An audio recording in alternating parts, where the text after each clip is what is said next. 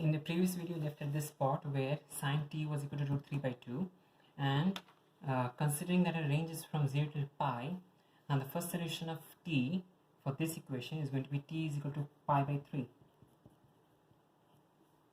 The second solution is going to be pi minus this value, because pi is sine is positive in the second quadrant. Okay, so if you use your ASTC diagram or your sine graph curve, okay, you can say that the next solution for pi by 3 is the next solution for this equation is going to be pi minus pi by 3, which is going to be 2 pi by 3. Okay, and both of these are definitely present within our range. Okay, and any solution after this is going to be outside our range. Any solution before this is also going to be outside our range.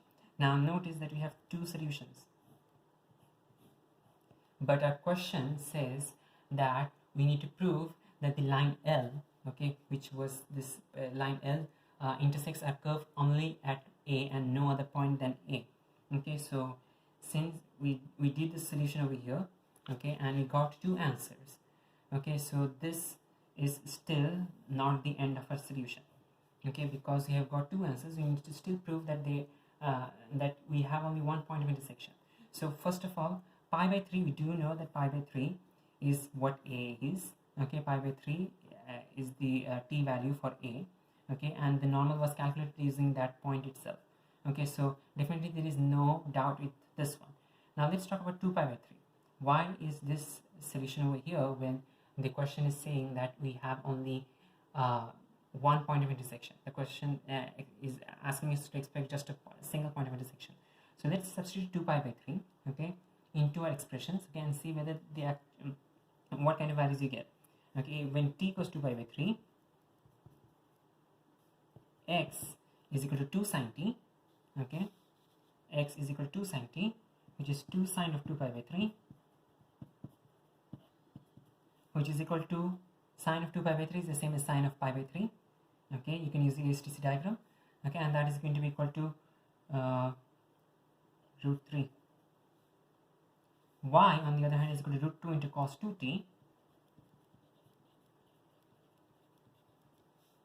Y equals root 2 into cos 2t, and that is equal to root 2 into cos of 4 pi by 3.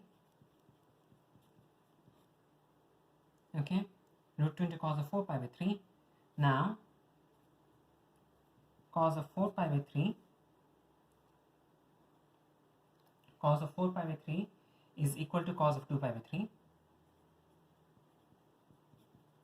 which is equal to cos of 2 pi by 3, which is equal to cos of minus cos of pi by 3. Okay, because 4 pi by 3 is in your third quadrant.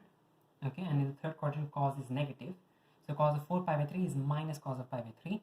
So this becomes cos of pi by 3 is half, so this becomes minus root 2 by 2. Yes, minus root 2 by 2. And finally, let's talk about dy by dx. Okay, dy by dx is equal to minus 2 root 2 sine t, which is in this case minus 2 root 2 sine of 2 pi by 3. Sine of 2 pi by 3 is the same as sine of pi by 3. Okay, and thus this is going to be equal to root 3 by 2. Multiply, simplify, you get minus root 6. Okay, now let's compare, okay, t equals 2 pi by 3 and t equals pi by 3. We know that A has t equals pi by 3. Okay, let's compare the two points over here. Okay, over here, when t equals pi by 3, x equals root 3. When t equals 2 pi by 3, x equals root 3. Y equals minus root 2 by 2. Y equals minus root 2 by 2.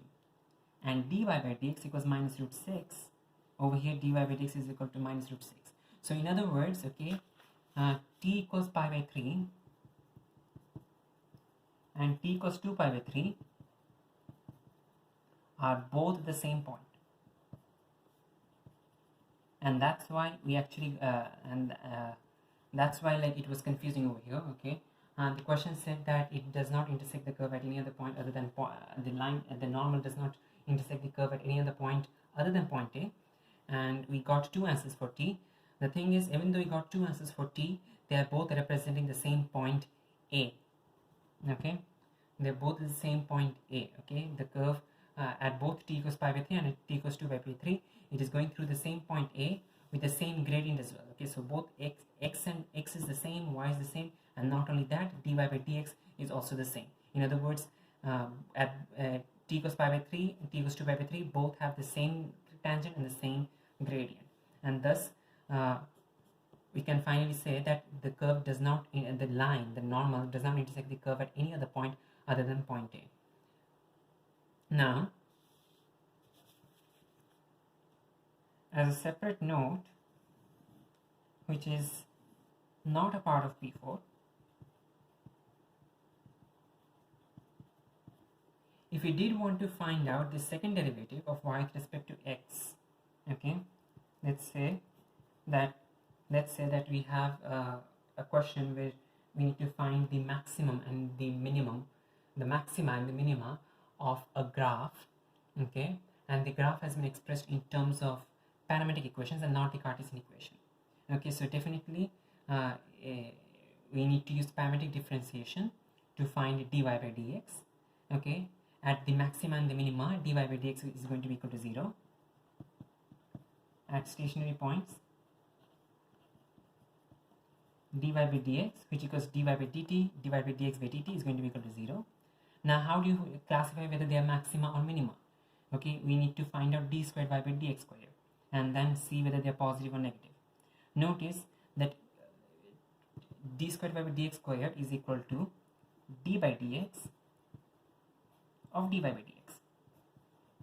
Okay, because we are having dy by dx and we are differentiating that once more with respect to x. That's why I call this the second derivative.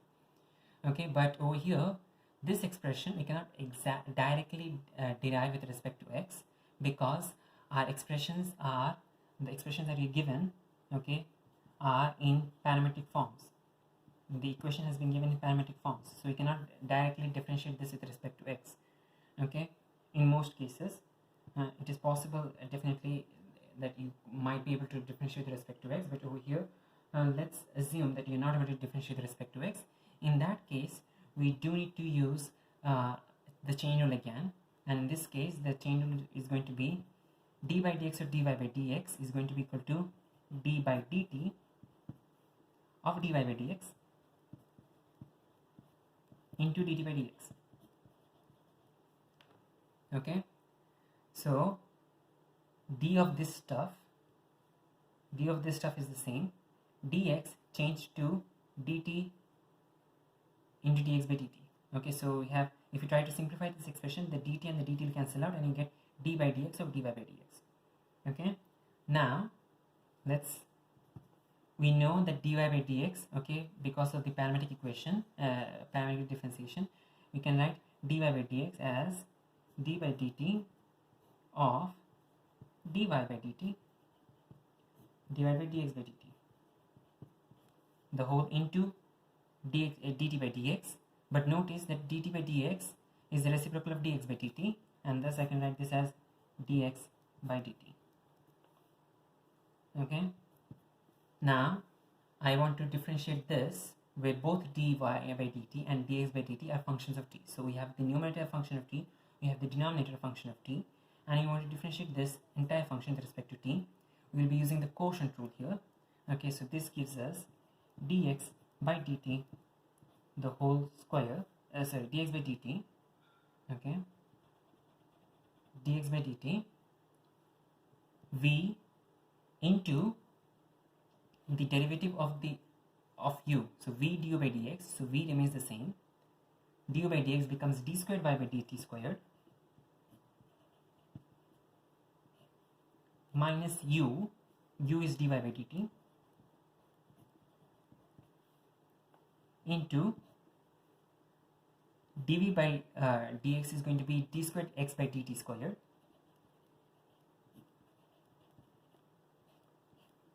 the whole divided by v square. V square is going to be d squared dx by dt the whole square. This thing is this thing, the numerator. We still do have to divide the entire thing by dx by dt, and thus the power over here will increase by 1, and thus this is dx by dt the whole cube. So overall, the parametric version of d squared y by dx squared is going to be this entire expression over here, okay, and you can use this, okay, to find our maxima and minima, to classify our maxima, stationary points as maxima and minima. But definitely this thing is definitely not a part of P4. P4 questions will not be asking you to find the maxima and minima using parametric differentiation.